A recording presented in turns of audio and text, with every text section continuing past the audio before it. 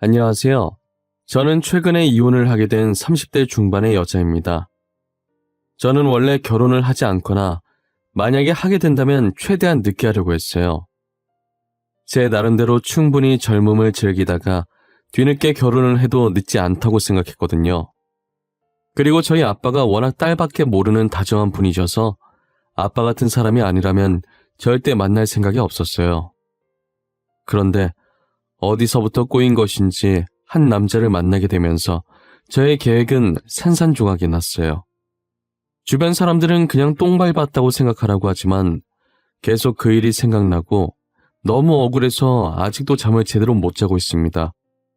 저의 이 억울한 마음을 이렇게라도 여러분들께 이야기해보고 싶습니다. 저희 집안은 부유하진 않지만 그렇다고 그렇게 가난하지도 않았어요.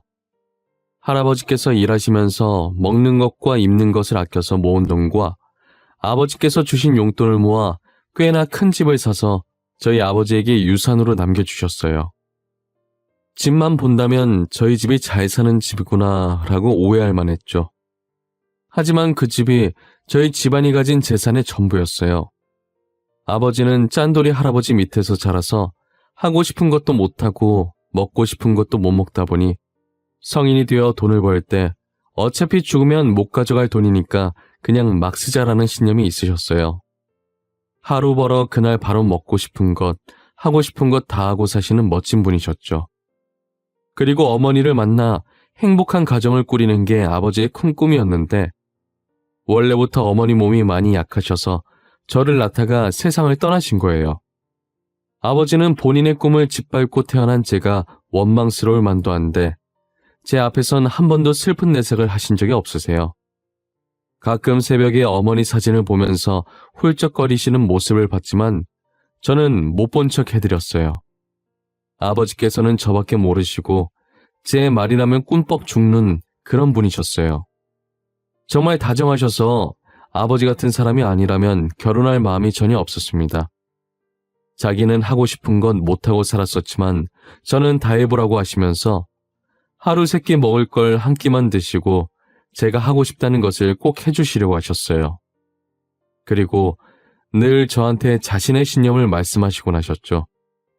나중에 죽을 때 이것들 다 해보고 죽을 걸 후회하지 말고 버는 만큼 쓰고 싶은 곳에 쓰라고요. 그러려고 돈 버는 게 아니겠냐 하시는데 듣고 보면 다 맞는 말 같은 거예요. 그래서 저도 일을 하면서 월급을 받으면 바로 사고 싶었던 걸 사는 편이에요. 하지만 그게 제 인생을 꼬이게 만들지 아무도 몰랐을 거예요. 저는 사람 많은 곳을 좋아하지 않는 편이었는데 제일 친한 친구가 주최한 생일 파티라서 어쩔 수 없이 파티에 참석하게 되었어요. 파티를 얼마나 근사하게 하든지 노랫소리에 귀가 찢어지는 줄 알았어요. 대충 예의상 분위기 맞춰주다가 친구가 잠시 자리를 떴을 때 샴페인 잔을 내려놓고 따분하다는 표정으로 휴대폰만 보고 있었어요. 그런데 어디서 자꾸 누군가가 계속 저를 쳐다보는 듯한 느낌이 들더라고요. 그래서 옆으로 고개를 돌렸는데 한 남자, 지금의 제 남편이 저를 쳐다보고 있었습니다. 저는 살짝 언짢은 표정으로 남편을 보다가 다시 시선을 폰으로 돌렸어요.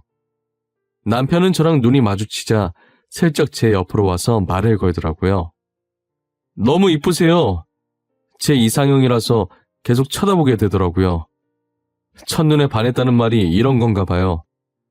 아, 그러세요? 저는 관심이 없어서 죄송해요. 그럼 재밌게 노세요. 그 운동화 혹시 그거 어떻게 구하셨어요? 한정판이라 구하기 힘든 건데 저도 그 운동화 구하려고 했는데 아직 못 구했거든요. 이 브랜드를 아세요? 이거 관심 없는 사람들은 모르는 브랜드인데. 그쪽도 운동화에 관심이 많으신가 봐요? 운동화도 관심 많긴 한데 원래부터 패션에 좀 관심이 많았어요. 패션 쪽으로 가려다가 결국 안정적으로 월급 받는 회사원을 선택하긴 했지만요. 편한 걸 좋아해서 캐주얼한 복장으로 운동화를 신고 있었는데 남편이 제가 신은 운동화를 한 번에 알아보더라고요. 저는 처음에 이상형이라고 말 걸길래 이상한 사람인 줄 알고 그냥 가려고 했었거든요. 웬만큼 패션을 안다 하는 사람들도 못 알아보던 제품인데 한 번에 알아봐주니 너무 신기하더라고요. 저희는 운동화 얘기를 하면서 말을 트기 시작했어요. 그렇게 친구들 모임에서 몇 번 겹치다 보니 자연스럽게 번호 교환을 하게 되었고, 만날 때마다 이야기를 해보면 취향도 비슷하고 말도 잘 통하길래 한번 만나보기로 했어요. 남편이 저보다 연상이었는데 결혼 정년기다 보니 저와 결혼을 하고 싶어 하더라고요. 하지만 저는 아직 즐기고 싶어서 결혼할 마음이 없었어요. 아무래도 결혼을 하면 구속받는다는 느낌이 들었거든요. 하지만 남편이 저한테 너무 잘해줘서 결혼해도 나쁘지 않을 것 같다는 생각이 들었어요. 평소에 아버지 같은 남자를 만나고 싶어 했는데 남편은 아버지 못지않게 다정한 사람이었거든요. 그래서 저는 아버지께 인사시켜주기로 마음먹고 남편을 집으로 데리고 갔어요. 남편은 저희 집을 보더니 입을 다물지 못하더라고요. 우와, 여기가 너네 집이야? 정원 봐, 진짜 크다. 나 이런 집 TV에서만 봤지 실제로는 처음 봐. 이걸 어떻게 관리해? 이 큰 집을 아버님 혼자 관리하시는 거야? 오빠, 그러다 침 떨어지겠어. 그렇게 입 벌리고 있으면 턱 안 아파? 이거 할아버지께서 남겨주신 집이야. 우리 할아버지의 피와 땀이 이 집에 들어가 있지. 이런 집에서 살면 무슨 기분이야? 방 찾다가 길 잃는 거 아니야? 미로 찾기 해도 되겠어. 오바 좀 하지 마. 그 정도까진 아니야. 누가 들으면 우리 집이 궁궐인 줄 알겠네. 그냥 조그만 정원 있는 2층 주택이야. 남편은 집 안으로 들어오는 내내 두리번거리면서 감탄을 했어요. 할아버지가 살아계셔서 이 반응을 보셨다면 정말 뿌듯해하셨을 텐데 말이에요. 어린애처럼 입을 턱 벌리고 있던 남편이 아버지 앞이라고 나름 무게 잡고 앉은 게 너무 귀여웠어요. 아버지는 남편을 보시더니 인상이 아주 좋다면서 마음에 들어 하셨어요. 딸이 좋다고 하는데 자기가 무슨 수로 말리겠냐고 흔쾌히 결혼을 허락해 주셨죠. 그리고 저는 남편 집에 가서 인사를 드리러 가려고 말을 꺼내니까 남편은 부모님 두 분 다 어릴 때 돌아가셔서 굳이 인사할 필요가 없다고 하더라고요. 그 말을 들으니 남편이 그동안 힘들었을 것 같고 괜히 저까지 숙연해지더라고요. 저는 얼른 남편의 가족이 되어서 남편을 행복하게 만들어주고 싶었어요. 저희는 그렇게 비교적 쉽게 결혼을 할 수 있었어요. 제게 이래라 저래라 훈수두는 시댁이 없어서 좋았고 남편은 연애했을 때와 다를 바 없이 한결같이 제게 잘해줘서 결혼 생활이 너무 행복했죠. 우리 아버지 같은 사람을 만날 수 있을까 싶었는데 다행히 이렇게 만나게 되어 너무 좋았어요. 당시만 해도 결혼하길 잘했다고 생각했었는데 이 행복의 유효기간이 몇 달밖에 안 되더라고요. 저희 아버지께서 다리를 다치면서 저희의 결혼 생활은 어긋나기 시작했어요. 아버지께서 건설업체의 현장직으로 근무를 하시고 계셨는데 다리를 다치고 당분간 일을 할 수 없게 됐어요. 제가 걱정을 하기 시작하니까 남편은 알 수 없는 말을 하더라고요. 왜 그렇게 걱정해? 장인어른이 쉰다고 해서 회사가 망하는 게 아니잖아. 다른 직원들이 알아서 다 잘하고 있을 텐데 뭐가 문제야? 아빠가 일을 안 하시면 아빠 몫까지 다른 직원들이 해야 하니까 당연히 문제가 되지. 어차피 받는 돈은 똑같을 텐데 아빠 몫까지 더 하려고 해봐. 나 같아도 짜증나지. 그래도 장인어른이 월급 주는 건데 하라면 군말 없이 해야지. 그게 불만이면 자기가 회사 차려서 사장해야 되는 거 아니야? 오빠, 방금 뭐라 그랬어? 우리 아빠가 월급을 준다니? 우리 아빠도 월급 받으면서 일하는데 누가 누구한테 월급을 줘? 뭐? 그 회사 장인어른 회사 아니었어? 너가 전에 장인어른 회사라고 했잖아. 지금 대체 무슨 말을 하고 있는 거야? 내가 언제 우리 아빠 회사라고 했어? 나는 우리 아빠 건설업체에 일한다고밖에 얘기 안 했는데 혼자 뭐라는 거야? 남편은 계속 그 건설업체가 아버지 회사가 아니었냐고 묻더라고요. 제가 아니라고 할수록 얼굴이 새하얘지길래 처음엔 이 사람이 왜 이러나 싶었어요. 그러더니 그날 이후로 남편이 점점 이상하게 변해가더라고요. 다정했던 남편은 온데간데 없고 찬바람만 쌩쌩 불면서 제가 무슨 말을 해도 무시하더라고요. 그리고는 생전 안 하던 외박도 밥 먹듯이 하기 시작했고요. 외박하고 오는 날이면 남편의 겉옷에서 늘 같은 향수 냄새가 났었어요. 술에 취해서 잠든 남편의 휴대폰을 보니 저 몰래 다른 여자를 만나고 있더라고요. 그런데 한 명이 아니라 여러 명을 동시에 만나고 있었어요. 대부분의 여자는 만남을 하루 이상 이어가지 않았고 남편이 지속적으로 만나는 여자는 3명이었죠. 저는 모든 불륜 증거들을 제 휴대폰에 몰래 옮겨놓고 있었어요. 그런데 옮기던 와중에 자고 있던 남편이 중간에 깬 거예요. 저는 황급히 폰을 뒤로 숨겼고 남편은 아직 술이 덜 깼는지 앉아서 주절주절 거리더라고요. 혹시나 싶은 마음에 녹음기를 켜고 남편에게 다가갔어요. 왜 그 회사가 장인어른 회사가 아니야? 도대체 왜? 나는 이해할 수가 없어. 그렇게 큰 집에 살면서 말이야, 어? 어떻게 직업이 회장님이 아니라 막노동일 수가 있냐고. 오빠 뭐야? 내가 돈 많은 여잔 줄 알고 일부러 접근한 거야? 그런 거냐고. 대답을 해봐. 정말 그런 거야? 그래. 돈 많은 줄 알고 그랬다. 왜?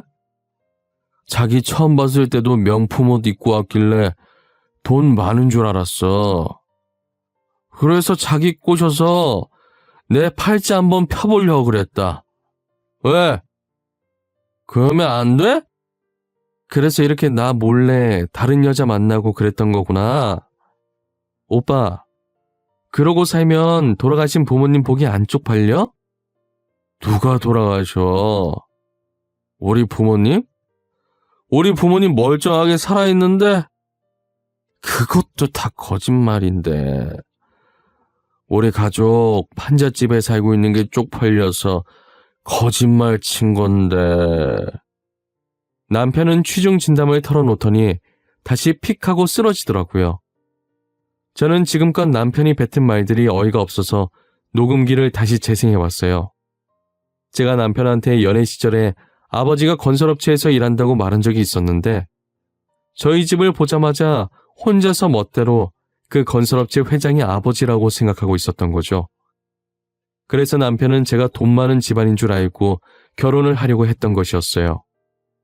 더군다나 만날 때마다 제가 명품을 입고 있으니 혼자서 얼마나 상상의 나래를 펼쳤겠어요. 그런 집에 살면서 회장 아버지에게 돈 받아 생활하며 부족함 없이 살았다고 생각했겠죠. 그게 다 제가 힘들게 돈 벌어서 사 입는 건 줄도 모르고 말이에요. 저는 어처구니가 없어서 날이 밝는 대로 곧바로 이혼 소송을 했어요.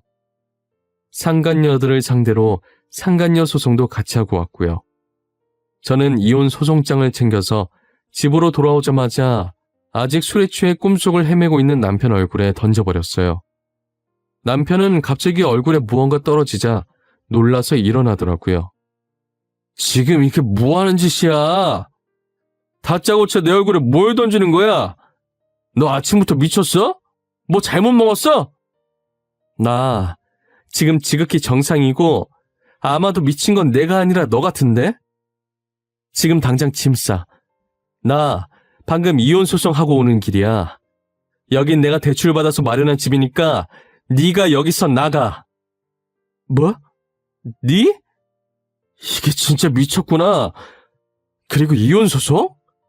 누구 마음대로 이혼 소송이야. 내가 뭘 어쨌는데? 오히려 내가 사기당한 거라고. 지 혼자 망상에 빠져서 허우적댄 거면서 사기는 무슨 사기야. 아 시끄러워. 소리 지를 힘 있으면 그 힘으로 짐이나 싸서 나가. 귀찮으니까. 내가 너 사기 결혼으로 고소할 거야. 알겠어? 내가 고소를 해도 모자랄 판에 네가 이혼 소송을 해? 시끄러우니까 나가라고.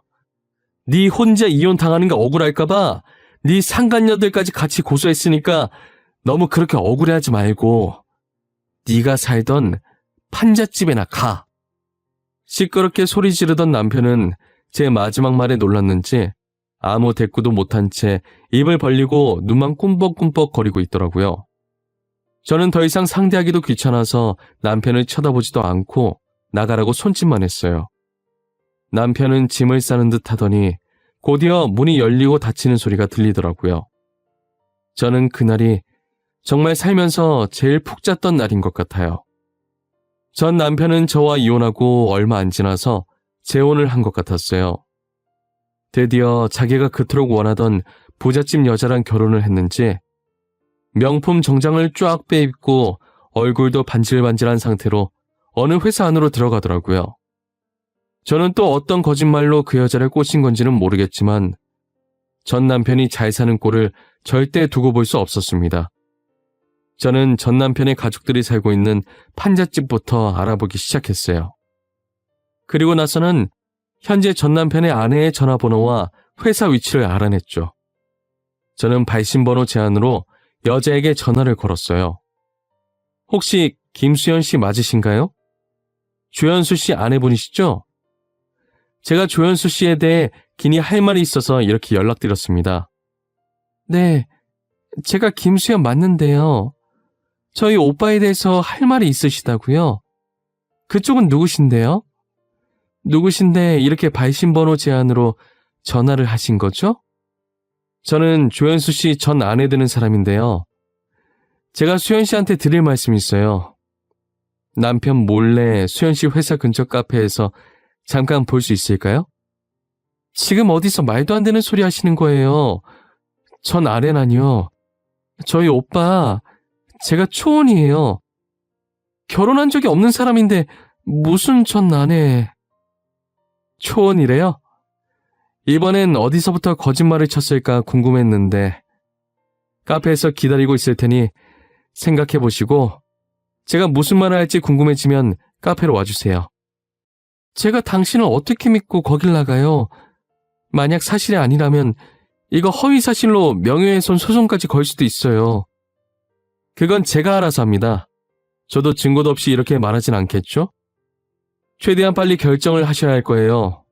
오늘 아니면 말할 생각이 없어요. 전 남편의 아내는 제가 생각했던 것보다 빨리 카페를 찾아왔었어요. 원래는 안 나가려고 했는데 증거라도 보려는 심산으로 왔다고 하더라고요. 생각보다 빨리 오셨네요. 밤에나 찾아올 줄 알았는데 말이에요. 오신 김에 커피라도 드시겠어요?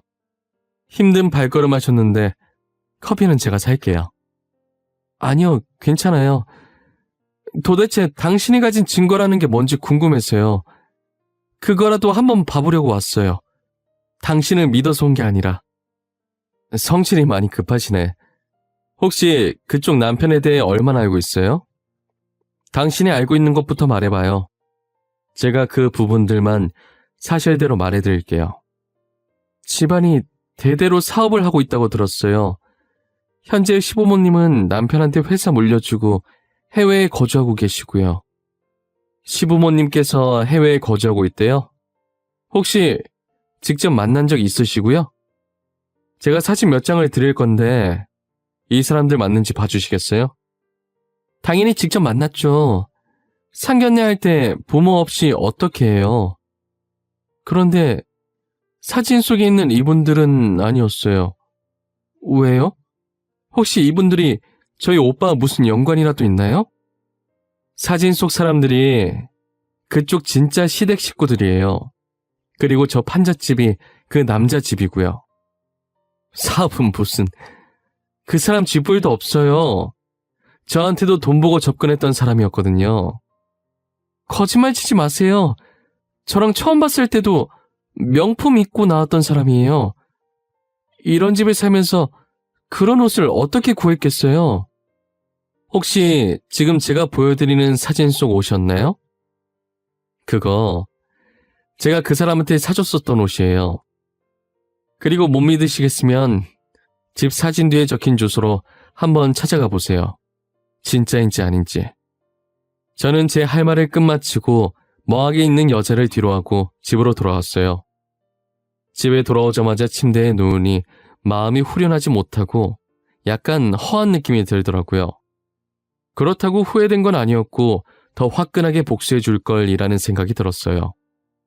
천장만 멍하게 보다가 휴대폰 알림 소리에 손만 뻗어서 폰을 들었더니 전 남편 아내에게 제가 오늘 했던 말이 다 맞았었다고 문자가 하나 왔더라고요. 이혼 소송할 건데 오늘 말했던 거 말고 더 가지고 있는 증거들이 있으면 다 줄 수 있냐고 하면서요. 저는 가지고 있던 증거들을 다 넘기겠다고 했습니다. 전 남편은 결국 사기 결혼으로 이혼을 당했고 빈털터리로 쫓겨나게 되었어요. 돈 타령 해대더니 제게 줄 위자료와 지금 아내한테 줄 위자료까지 더해져서 꼴이 많이 아니었죠. 가끔 제게 찾아와서 미안하다고 자신이 그땐 미쳤었다고 다시 받아달라고 빌더라고요. 그렇게 빈다고 해서 저는 전 남편을 받아줄 마음이 전혀 없었어요. 평생을 함께할 반쪽을 만나 행복해지려고 한 결혼이 이렇게 진흙탕 싸움이 될 줄은 꿈에도 몰랐어요. 저희 아버지는 이런 것도 다 경험이라면서 인생의 교훈을 하나 얻었다고 생각하라고 하시는데 저도 아버지 말씀처럼 좋게 생각해 보려고 했지만 당시엔 도저히 좋게 생각할 수가 없었어요. 시간이 약이라더니 그래도 어느 정도 지나고 나니까 아무렇지 않게 얘기할 수 있게 되더라고요. 저는 이제 진짜 행복이 무엇인지 찾아보려고 노력하며 살고 있어요. 행복이라는 게 거창한 건 줄 알았는데 생각보다 별거 없더라고요. 먹고 싶은 건 먹고 하고 싶은 것 하고 사랑하는 아버지와 추억을 쌓는 게 진정한 행복이더라고요. 그동안 제게 티를 안 내서 그렇지 아버지께서도 무척 속상해하셨을 거예요. 저는 아직 재혼은 생각도 없고 이렇게 평생 아버지와 둘이서 행복하게 살고 싶습니다. 제 이야기는 여기까지입니다. 지금까지 제 이야기 들어주셔서 너무 감사합니다. 여러분들도 저처럼 지금부터라도 소중한 사람과 행복한 추억 많이 쌓으시길 바랄게요.